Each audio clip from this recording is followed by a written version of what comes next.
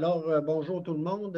Bienvenue à cette séance extraordinaire du Conseil de la Ville. Comme on le fait depuis quelque temps, depuis maintenant un bon bout de temps, quand on a des demandes plus pressantes, ou entre autres au niveau des PIA, puis certaines dérogations, ben, on fait une séance extraordinaire pour pouvoir accélérer nos réponses là, aux différents citoyens, pouvoir enclencher leurs travaux et pas alourdir nos séances ordinaires.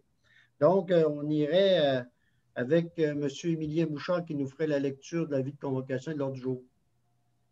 Avis vous est par les présentes données par le sous-signé greffier de la municipalité qu'une séance extraordinaire se tiendra le lundi 1er février à compter de 11h30 à huis clos en visioconférence. Les sujets traités seront les suivants, à savoir en ouverture de la séance, en B, adoption de l'ordre du jour, en C, lecture ou dépôt des minutes, adoption du procès-verbal de la séance extraordinaire du 23 novembre 2020. Dans la résolution en urbanisme et mise en valeur du territoire, demande de permis en zone PIA pour le 11 rue Saint-Jean-Baptiste, en B pour le 23 rue Saint-Jean-Baptiste, en C pour le 212 rue Sainte-Anne, en D pour le 49 rue Saint-Joseph, E pour le 135 rue Sainte-Anne et en F pour le 80 chemin Saint-Laurent. Suivi en F des affaires nouvelles, délégations, demandes diverses, en G, période d'intervention des membres du Conseil, des questions du public en H et I, levée ou ajournement de la séance. Donc, je prendrai une proposition pour l'adoption de l'ordre du jour. J'ai Luc Goudreau, appuyé de Ghislain Boilly. Ça va? Maintenant, on irait au point C1, adoption du procès-verbal de la séance extraordinaire du 23 novembre 2020. Donc, est-ce que j'ai une proposition? Gaston Duchesne, appuyé de Michael Pilote. Ça va? On sait qu'il y a des petits correctifs, là, mais que ça va être transmis là, au greffier, mais ce n'est pas des choses fondamentales, c'est juste certaines petites, parfois des erreurs de frappe, des choses genre. Maintenant, on passerait tout de suite au point urbanisme, mise en valeur du territoire, donc en demande de permis en zone PIA. Donc, en A, le 11 rue Saint-Jean-Baptiste, la nature de la demande, c'est l'ajout d'une enseigne permanente appliquée sur le bâtiment principal de dimension, bon, on a une dimension ici, donc c'est une superficie totale de 0,24 mètres carrés. Et ici, donc, c'est ce qu'on a l'édifice où se situe la Banque nationale, le bureau de poste et autres. Exactement. Donc, ici, la recommandation du CCU est positive. Donc, est-ce que j'ai une proposition? Michel Fizette, appuyé de Thérèse Lamy. Maintenant, en B, le 23 rue Saint-Jean-Baptiste. Là, on parle ici au niveau de l'auberge Otis, je crois. Oui, c'est une enseigne pour le restaurant. C'est ça, une enseigne permanente. C'est un ajout à celle qui est existante, donc en saillie de la galerie. En fait, c'est en lien avec une grandeur totale de 0,31 mètres carrés superficie. On comprend que c'est donc c'est en lien justement avec la présence du restaurant maintenant.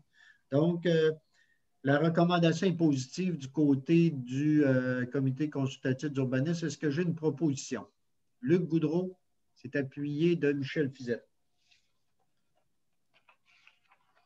Le 212 Sainte-Anne, donc pour le 212 Sainte-Anne, la nature de la dérogation, c'est la construction du bâtiment public connu et désigné comme le pavillon Saint-Laurent. Donc, les dimensions 6 mètres par 30 mètres, dont les revêtements des murs seront en bois de cèdre blanc et la toiture en membrane. En fait, nous, ce qu'on va suggérer ici, on nous mettait deux choses. Je ne sais pas, M. Bouchard, avez-vous eu les... Oui, M. le maire, moi, je vous suggère de suivre la recommandation du CCU avec les deux options, compte tenu du complément d'information que j'ai eu là, à ce moment-ci. Évidemment, ça a un impact là, si on modifie la position.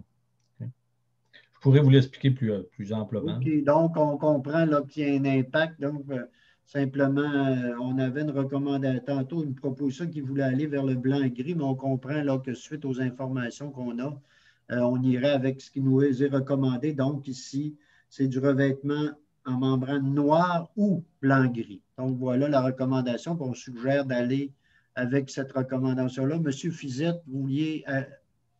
Oui, alors, bon, OK, j'abonde dans le sens de M. Bouchard, là, il n'y a pas de problème avec ça. Sauf que je souhaiterais qu'avant l'exécution des travaux, qu'on ait toute l'information que M. Bouchard nous permet de donner, Okay. et puis qu'on puisse en arriver à préciser nos attentes par rapport à ça. Donc, j'avais une proposition, je pense que Mme Lamy faisait la proposition d'aller dans le sens du CCU. C'est appuyé. M. Fizette, vous l'appuyez donc? Ah, ben, j'ai Luc Goudreau qui l'appuie. C'est beau. Ça va pour tout le monde? Maintenant, le 49 rue Saint-Joseph. Donc, ici, la nature de la dérogation. Ici, on parle de remplacement de 3 fenêtres, les chambrans, les planches cornières, 2 portes ainsi que le revêtement de la toiture et celui de la façade avant. Donc, c'est fait selon, on comprend que d'après les explications ici, on est conforme là, globalement et donc la recommandation est positive du CCU. Donc, est-ce que j'ai une proposition? M. Boily, c'est appuyé de M. Fizette.